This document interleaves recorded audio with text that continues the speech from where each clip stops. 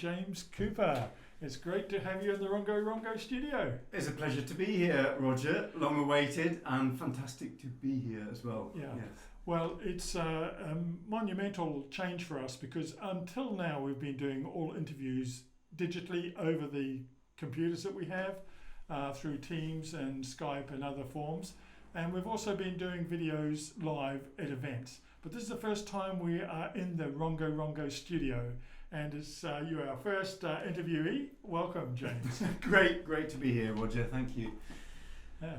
Well, I mean, today is just a general chat, really. Yeah. I was hoping that we could look at, as we go, this month's issue, which we're halfway through the month, but it was published on the first of the month. And we could talk about some other things that spring to mind as a result of that, maybe. Of course, our schedule is very busy, as you know. We're travelling quite extensively at the moment, catching up following COVID years on all the events that are concertinaed together. So the studio is here. We welcome people to come and be interviewed in the studio, but we will also be out there doing interviews on the run. May many people come to the studio, Roger. Big plans for who you want to be here, I know, and very excited to see who ends up here as well. Well, the invitation is out there. It's topic driven.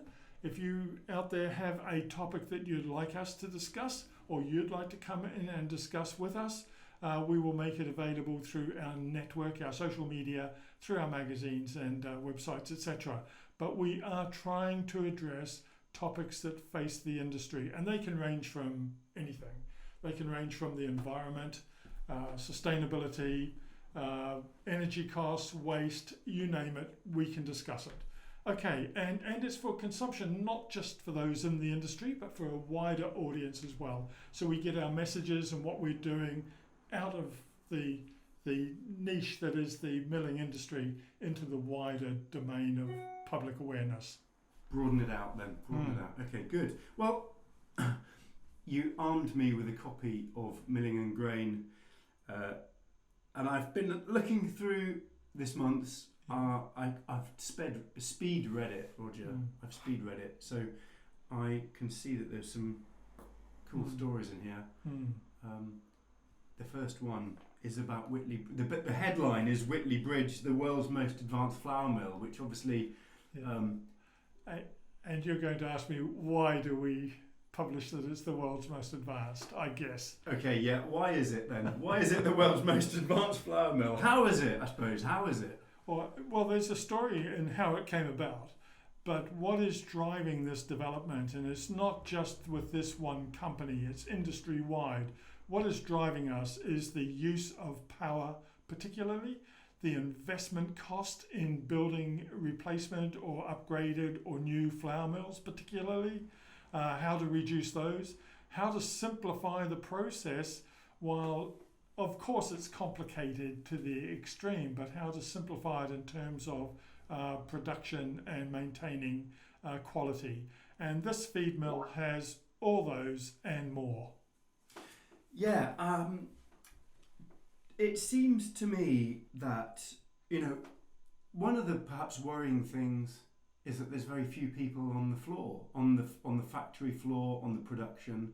It's very much driven by data points, but I guess what it seems is there's been a huge shift in focus from the mill itself to how the data is interpreted and used. And this now happens outside of the mill. So the mill is very much just the business end of the hardware.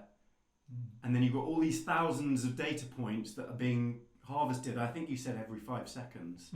And those data points are being reviewed, perhaps even in another country, somewhere else. How is the quality of control? How is the production? How does it work? How does the production work? Well, of course, there is still a miller on shift. Right. He doesn't have to be monitoring in the traditional way all the machines because obviously digitally that's happening for him.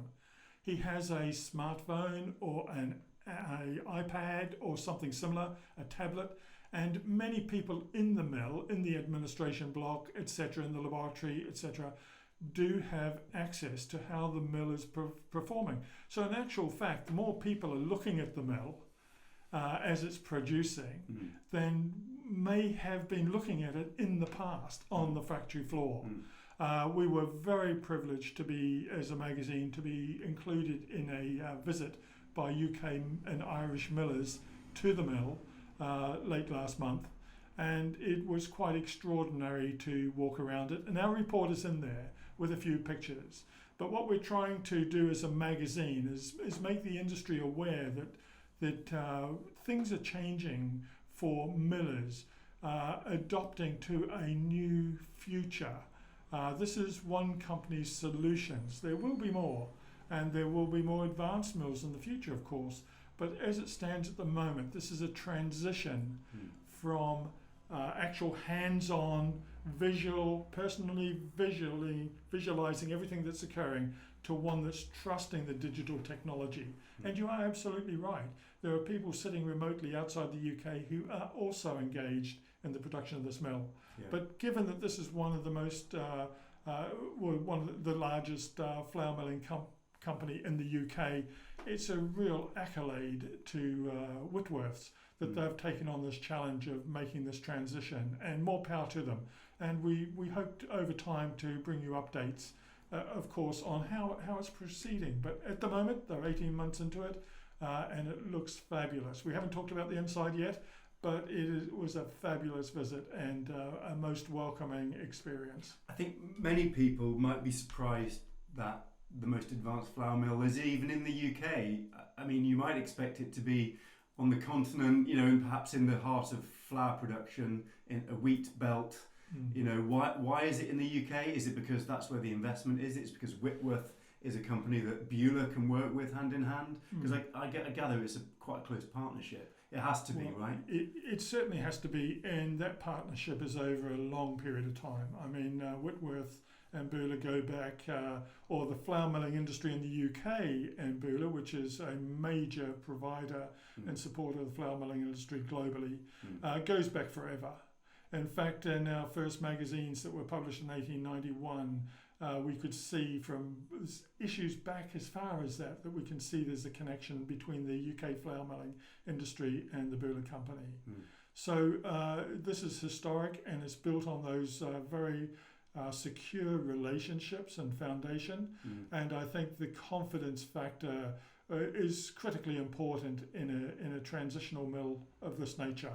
And I think that's why Beulah and the Whitworth brothers have it's more like a joint venture, in fact, than just a purchase and construction of a new mill.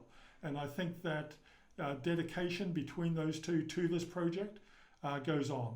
Yeah, Beulah must presumably bring, as you say, not just the hardware, but a wealth of expertise, understanding. This isn't just, it's a bit like putting robots in a car plant. You don't just deliver the robots and then say, you know, here you go, build cars. You know, this is a whole package of understanding, research and development, control systems, off-site expertise, so all feeding into the milling process, right?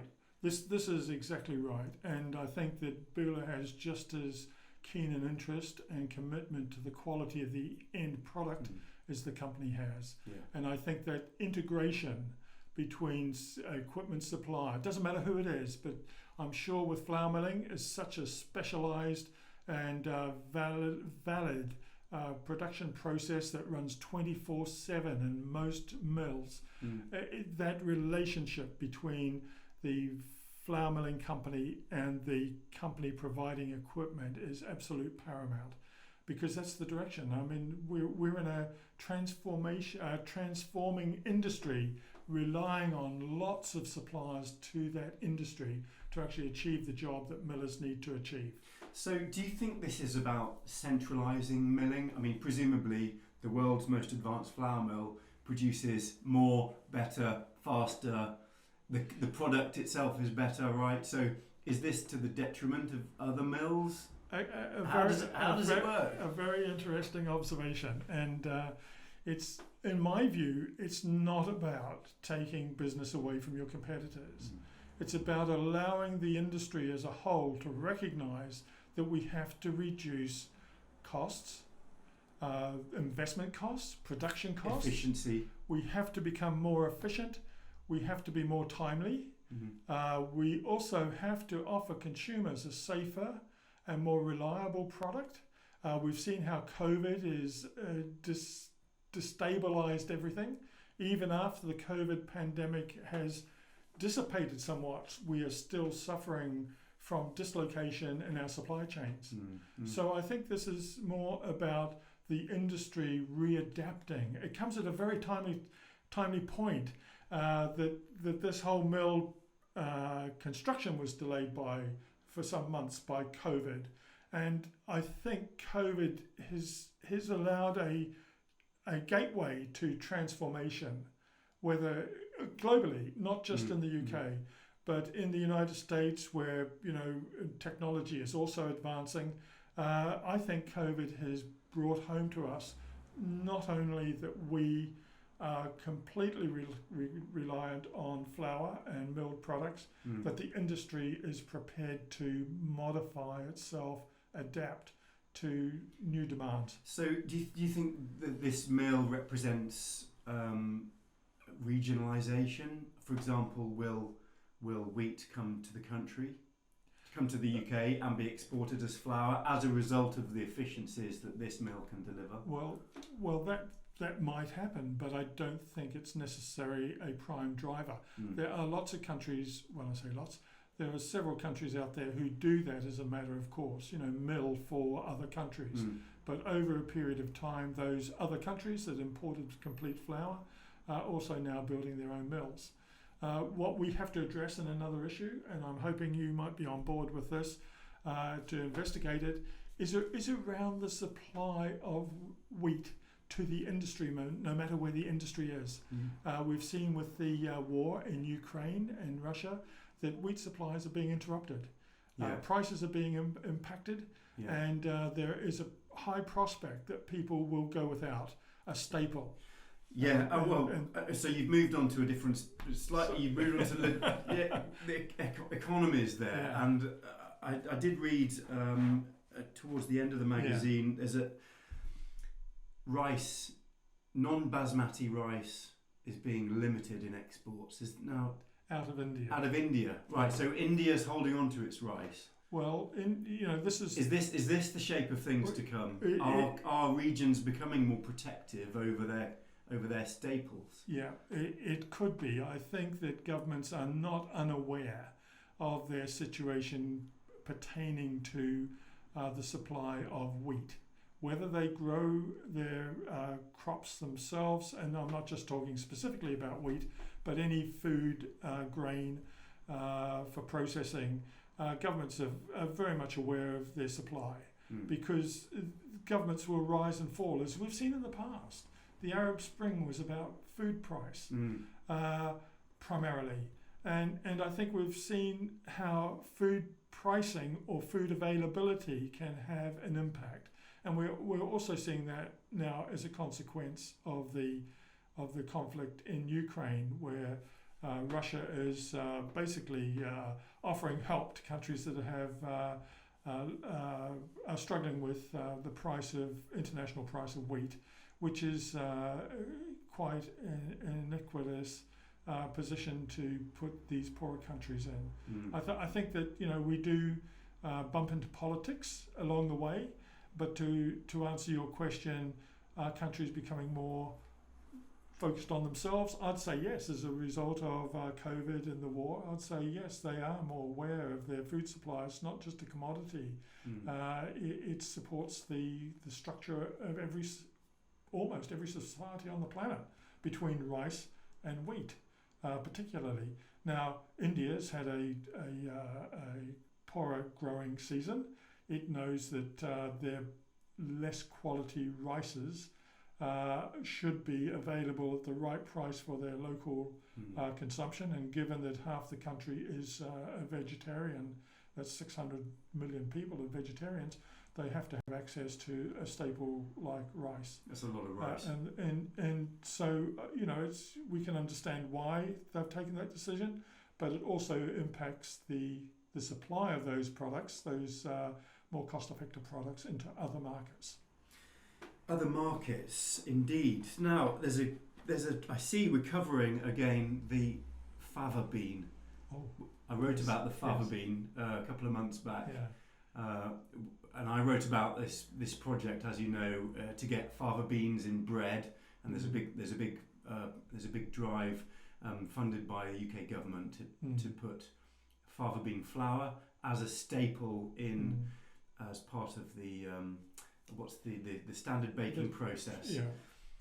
So that people, the diet can be improved for as a staple product. We're getting the nutrition of the fava bean in bread, right? And primarily that's protein. I should be asking you the Well, question. yeah, go ahead. Yeah, go ahead. Yeah. So that's basically trying to improve the protein level in bread and other wheat-based products. Well, I think that the main drive of the fava bean is to get protein in the bread, but it's also to get one of your 5 a day in bread. I think so many people rely on a sliced white loaf as part of their daily sustenance, that it seems rather like fortification with folic acid for pregnant women and all your B vitamins. It's an obvious vehicle for getting a dietary enhancement. So if we can raise bread, and it's all about, bread's about gluten structure, if we can add a certain amount of fava bean flour, which comes with all the benefits of one of your 5 a day, it's a vegetable with, as you say, protein and all sorts of different vitamins, fibre. If we can get that in the bread where people don't notice it, then that's an easy win, given that this is a crop that we can grow locally. It makes a great break crop. It's an alternative to oilseed rape, which as you know, has had the flea beetle issues, although they have, I think, largely been solved, the flea beetle issues now. But it's an alternative for farmers to grow, and we can grow it. There are strains, and I think that's pretty much one of the things that your article talks about this month. Yeah, the fava bean, that there are new strains capable of growing in all different climates. Well, it's not just the UK that should be aware of this development or this opportunity. I think it goes wider than that. But how do you recommend that we sort of follow this up and try to encourage industry to realistically take action in experimenting basically with the production with bakeries on the production of bread stuff or baked products that include fava beans? How do you see us reporting that? Oh, crikey! How do you change dietary habits formed over decades, if not centuries? Right? I guess that's the question, isn't it? I think that God, Roger, if I had the answer to that, really. But in terms of how to encourage millers to experiment, I don't know. That's the honest truth, Roger. I don't know. Well, I think, from my experience in publishing, it always starts with a conversation, always starts with somebody doing something exceptional and us paying attention to the detail through print or through articles in print and digital. So we sort of spark the imagination of others who might look at microbreweries in the beer brewing sector.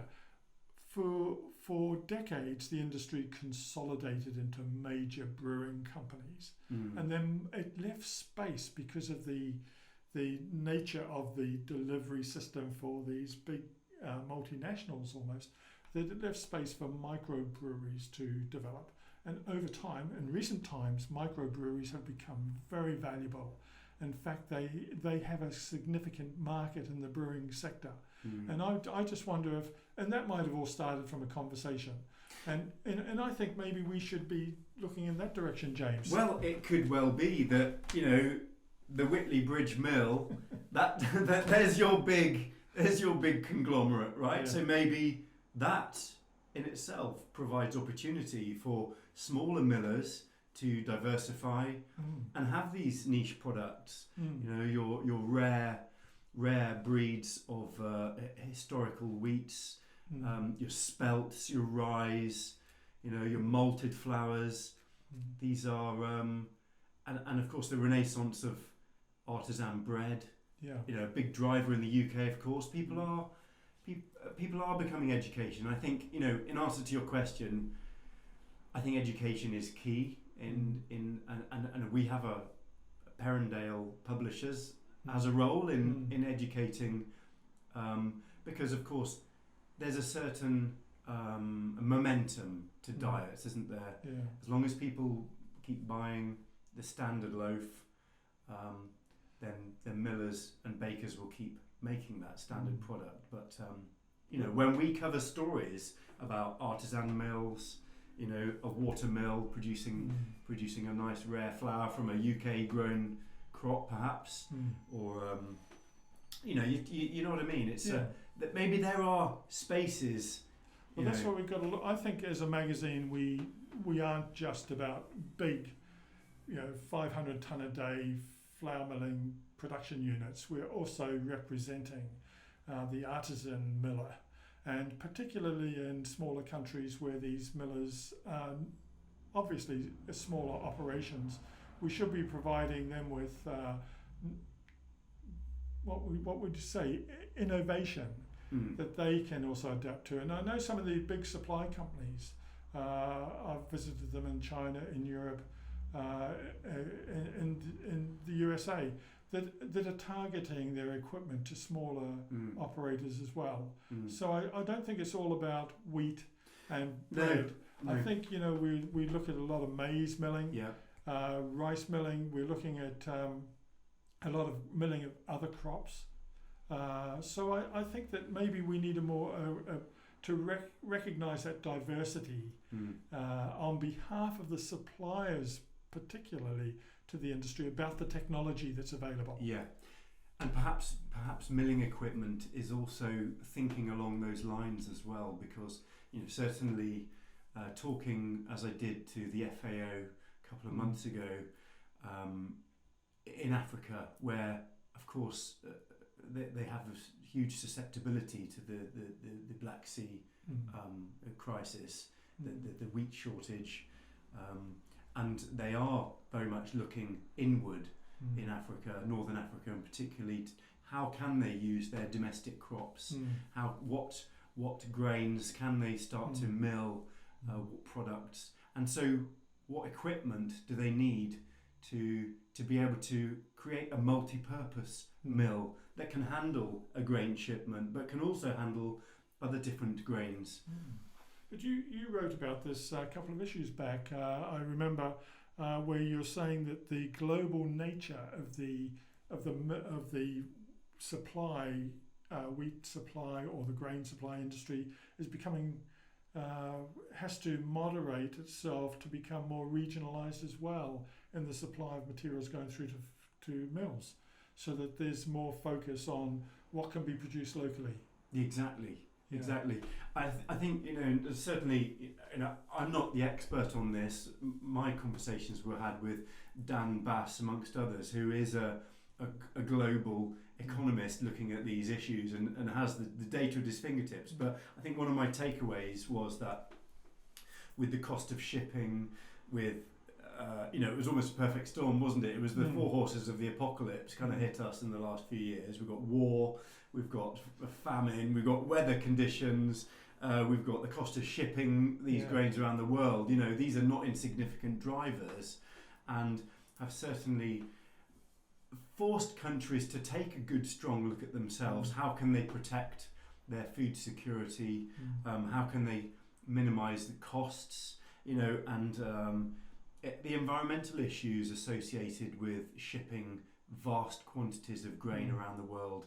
These are becoming very real drivers for where countries source their grain from, and it is encouraging governments to look at how domestic farms can modify their practices and perhaps come together. You know, this has been a great driving force for good, where you have got disparate politics and farmers trying to grow all sorts of different things. I think it is bringing, and this was the word regionalisation that Dan used, it's very much encouraging domestic producers to get their heads together to think, right, what grows best here?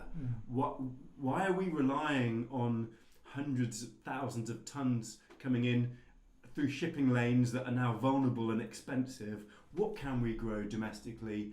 And of course, what equipment, what infrastructure, what logistics do we need to make that happen? Yeah, and it's all got to be done in a product affordable way, i.e. that the consumer can afford to buy the end product. Yeah, and I think the consumers is the great beneficiary from this, because, you know, we end up with a diet that is more diversified, is more varied, is perhaps potentially more nutritious. You know, this is perhaps the end of bland global products, and, you know, the beginning of something a lot more exciting. So, you know, it's a double-edged sword, isn't it? Yeah, but it's a force for good as well. And I think that we've got to reflect that through the pages of the magazine.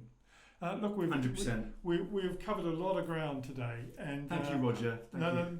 That's quite all right. I'd just like to finish on a note that if our listeners or viewers are still with us, subscribe. You know, the magazine is freely available. It's you can have it digitally for very little for a year's subscription, or we're very happy to send you a print copy in the mail so you can refer back to it on a regular basis. But that's what we do for a business. We publish a magazine for the industry, hoping that we're providing them with the information to make the necessary changes in the future. 100%, Roger. Yeah, certainly. Yeah, Milling and Grain has been a deep dive into the subject. Yes. Thank you, Well, thank you for coming in. You're our first interviewee, James. Many more times we'll have you in here, of course, because you write for the magazine, and we'd like to talk to you about some of the things that you come up with. But for now, thank you very much. And see you next time. Thanks, Roger. Bye for now. Cheerio.